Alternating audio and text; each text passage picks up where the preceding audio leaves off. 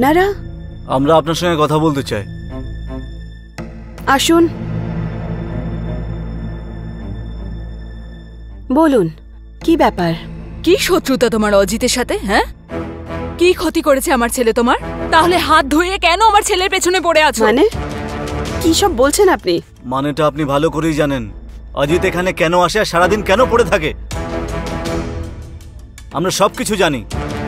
Please অজিতের জীবনটা নষ্ট করবেন না। আমি চুপ করে আছি তার মানে এটা না যে তোমরা ফালতু কথা বলবে আর আমি চুপচাপ শুনতে থাকবো। আর যদি অজিতের কথা বলি তাহলে আমি খুব ভালো করেই জানি যে আপনারা ওর সাথে কি কি করেন। ওকে বাড়িতে বন্দি করে রাখেন, ওকে মারপিট করেন আর টর্চার করেন। ওর এখানে এসে ভালো লাগে, আমি ওর খেয়াল রাখি। আর ও এখানে নিজের মর্জিতে আসে, আমি ওকে জোর জবরদস্তি করি না। খেয়াল রাখো? হ্যাঁ, আমরা সব জানি যে তুমি ওর কিভাবে খেয়াল রাখো। দেখুন, আমরা কিছু শুনতে চাই না। ওর জীবনটা এইভাবে নষ্ট করবেন না। শুনতে তো আমিও কিচ্ছু চাই না। ভালো হবে যে আপনারা এখান থেকে এক্ষুনি চলে যান। দেখ, তুই যদি আমার ছেলের পেছন করা না ছাড়িস তো তাহলে আমরা তোর বিরুদ্ধে পুলিশ কমপ্লেন করব। Police complain? আমার পুলিশ কমপ্লেন করবে? আমি তোমার ছেলেকে জোর করে ডাকি না এখানে, ও নিজের মর্জিতে এখানে আসে, কিন্তু আমি ওর হাত ধরে এখানে নিয়ে আসি না, ঠিক আছে? বোঝানোর থাকলে নিজের ছেলেকে গিয়ে বোঝাও, ওকে আসতে বারণ করো, আমাকে বলতে এসো না। এবার যাও এখান থেকে, যাও।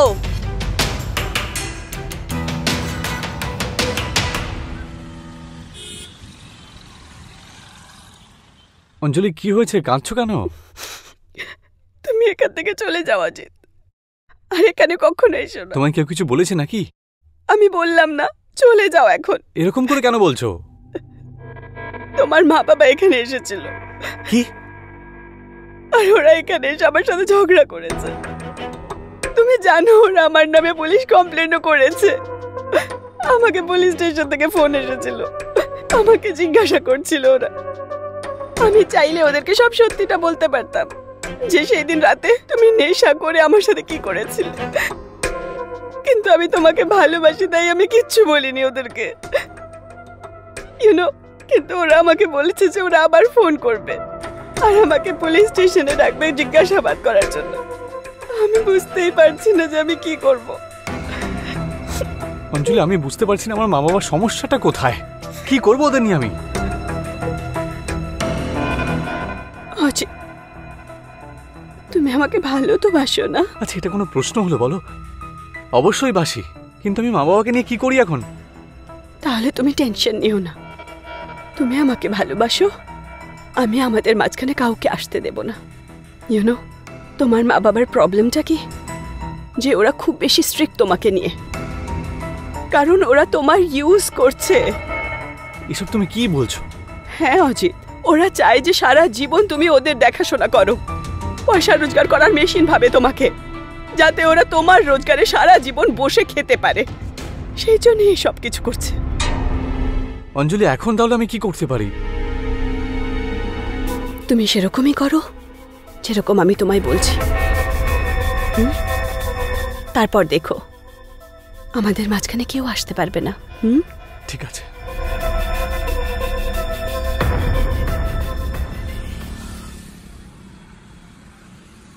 হ্যাঁ হ্যাঁ মনোজ, আমি বলে দিয়েছি সব কাজ হয়ে যাবে, তুমি টেনশন নিও না। বাবা, কি করেছো তোমরা আজকে? কেন, কি হয়েছে? তুমি অঞ্জলি আন্টির বাড়িতে পুলিশ পাঠিয়েছো। কি দরকার ছিল এসব করার? কেন ওর পেছনে পড়ে রয়েছো তোমরা সবাই? আস্তে কথা বল তুই। আমি হলাম তোর বাবা, আর যেটা করেছি তোর ভালোর জন্যই করেছি। হ্যাঁ, আমি জানি কিসের ভালোর জন্য তুমি করেছো। আমি ছোট নই, বুঝেছো? বাবু, ওই মহিলাটা একদম সুবিধের নয়। আরে কেন তোমরা ওর পেছনে পড়ে আছো? কি ক্ষতি করেছে তোমাদের ও? অজিত, ব্যাপারটা বোঝার চেষ্টা করো। ও তোকে ইউজ করছে, আর আমরা তোর মা বাবা, আমরা কেন তোর খারাপ চাইবো বলতো? সবকিছু বুঝতে পারছি কে ব্যবহার করছে আর কে ব্যবহার করছে না। আমার জন্য করছো না, আমার পয়সার জন্য করছো। আমি বসে বসে রোজগার করবো আর তোমাদের বসে বসে খাওয়াবো, আর কিচ্ছু না। এইসব ছাড়া আর কোনো চিন্তা নেই আমাকে নিয়ে। অজিত, এইভাবে কেউ বাবার সাথে কথা বলে? হ্যাঁ, চল যা এখান থেকে।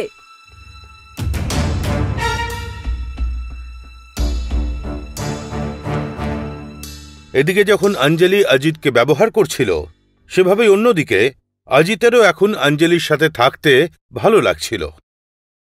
ও এটা জানত না যে অঞ্জলি মনে মনে কি ভাবছিল।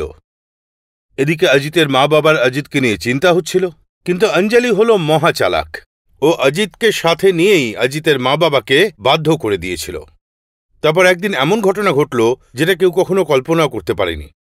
কাহিনী একটা নতুন দিকে ঘুরছিল।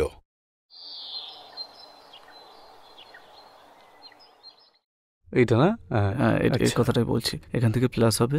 ও অজিত, রাহুল, আমার একটু জরুরি কাজ আছে, 1 ঘন্টার জন্য বাইরে যাচ্ছি, ঠিক আছে? হ্যাঁ মম। Bye guys. এখান থেকে তুই এটা প্লাস করবি।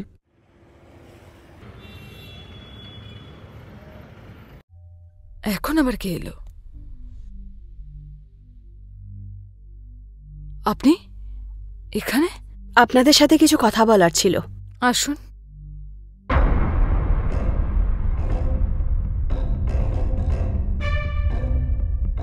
আমি আপনাদের কাছে ক্ষমা চাইতে এসেছি।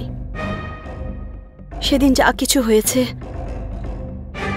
সেসব করার জন্য আমি অসহায় ছিলাম। আপনাদের ছেলের সাথে আমি রিলেশন বানাতে চাইছিলাম, কারণ আপনারা নিজেরাই দেখে নিন যে ও এক রাতে নেশার ঘরে আমার সাথে কি সব কিছু করেছে। এই ঘটনার পর আমার কাছে আর কোনো রাস্তা ছিল না।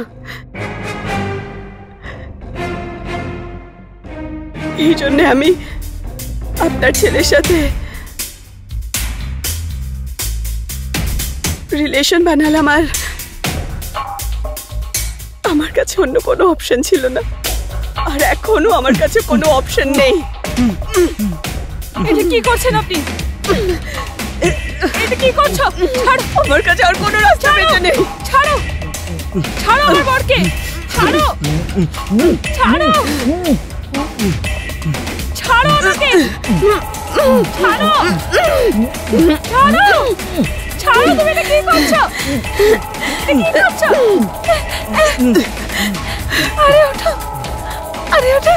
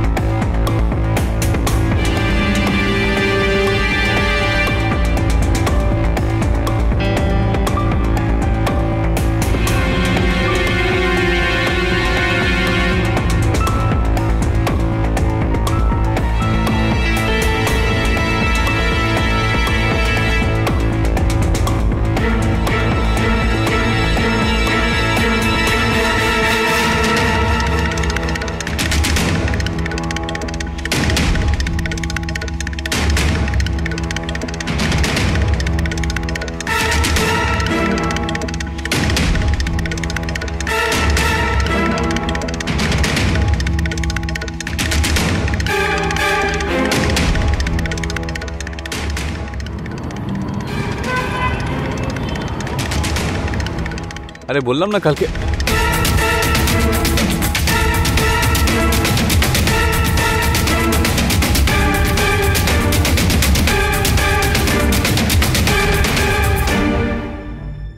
বাবা, মা, মা, মা, মা, মা, ওঠো না মা, মা, মা, ওঠো না মা, মা, বাবা, বাবা, ওঠো না বাবা, চোখ খোলো বাবা, বাবা, বাবা, চোখটা খোলো বাবা, বাবা, মা, আমাকে ছেড়ে যেও না বাবা, মা, বাবা, আরে আমি এবার কি করবো বাবা, বাবা, মা,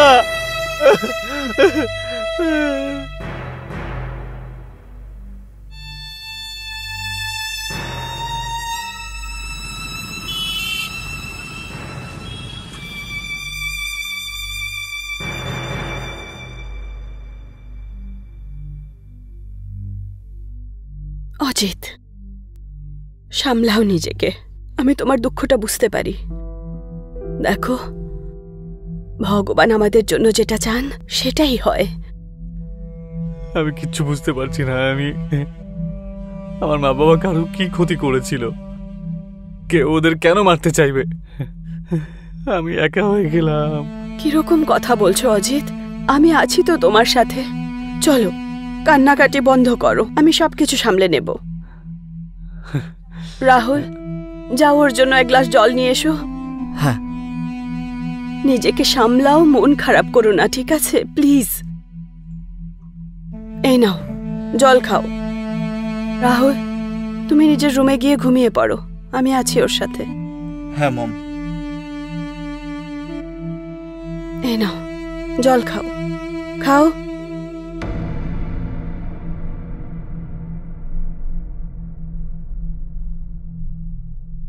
দেখো অজিত, এভাবে কান্নাকাটি করলে কিচ্ছু হবে না। এভাবে কেঁদে তুমি তোমার মা বাবাকে আরো কষ্ট দেবে কিন্তু। তুমি বলো না, আমি এখন কি করবো তাহলে? আমি কার সাথে কথা বলবো? মা বাবা নেই। শান্ত হয়ে যাও প্লিজ। আমি একটা কাজ করি, তোমার জন্য এক কাপ চা নিয়ে আসছি। না প্লিজ, আমাকে বাড়ি যেতে দাও। আমি চা খেতে চাই না, আমার একদম ভালো লাগছে না। দেখো, আজ রাত তুমি এখানেই থেকে যাও, বরং এখানেই আমার সাথে শিফট হয়ে যাও। আজ রাত আমি তোমায় অনেক ভালোবাসা দেব। অঞ্জলি প্লিজ। দেখো, তোমার মন হালকা হয়ে যাবে। প্লিজ, আমার মুড নেই, প্লিজ। আমার মাথায় অন্য কিছু চলছে। Please try to understand. আমাকে বাড়ি যেতে দাও। আর আমি তোমার সাথে শিফট হতে পারবো না। আমার কথা বোঝার চেষ্টা করো। আমি যদি এখানে থাকি, রাহুল আমাদের ব্যাপারে সবকিছু জানতে পেরে যাবে। রাহুল কিছুই জানতে পারবে না, আমি ওকে বুঝিয়ে দেব। তুমি সবকিছু আমার উপরে ছেড়ে দাও না। অঞ্জলি প্লিজ, তুমি আমাকে এখন বাড়ি যেতে দাও। আমি এখন কিচ্ছু বুঝতে পারছি না এসব কি হচ্ছে আমার সাথে।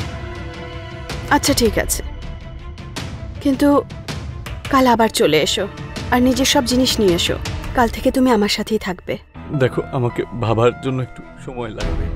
প্লিজ আমাকে ফোর্স করো না, আমাকে বাড়ি যেতে দাও। আচ্ছা আচ্ছা ঠিক আছে, ঠিক আছে, যা তোমার ভালো লাগে।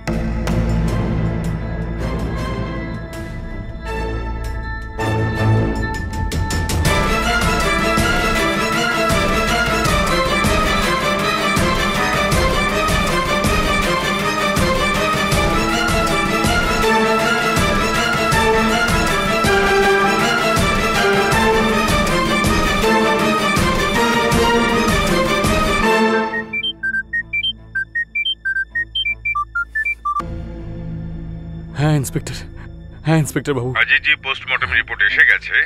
তাতে এটা জানা গেছে যে আপনার প্যারেন্টসকে গলা টিপে মারা হয়েছে।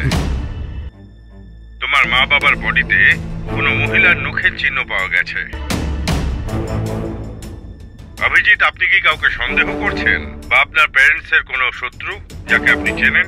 হ্যাঁ ইন্সপেক্টর বাবু, আমার কাছে প্রমাণও আছে। আপনি যত তাড়াতাড়ি পারেন চলে আসুন এখানে। আমি জানি যে মার্ডারটা কে করেছে।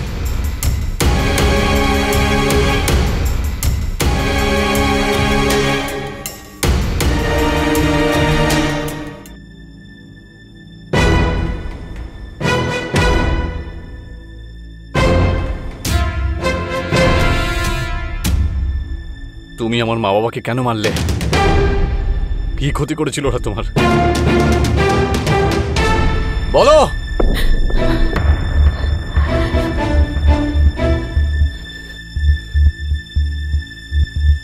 কারণ তুমি আমার প্রয়োজন হয়ে উঠেছিলে, আর ওরা দুজন আমাদের দুজনের মাঝখানে আসছিল। আমি তো তোমার সাথেই ছিলাম, ওদেরকে মারার কি দরকার ছিল?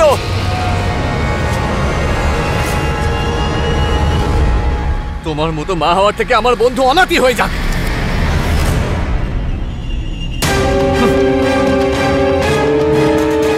অজিত,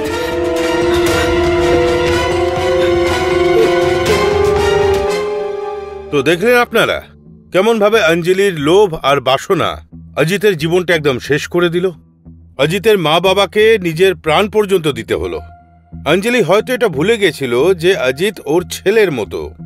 অজিত আজ অনাথ হয়ে গেছে, আর ও আজও নিজের মা বাবার মৃত্যুর জন্য নিজেকেই দায়ী করে। অঞ্জলিকে পুলিশ প্রমাণের সাপেক্ষে গ্রেফতার করে, এখনো জেলে আছে, আর ওর ছেলে রাহুল এখন ওর দিদিমার কাছে আছে।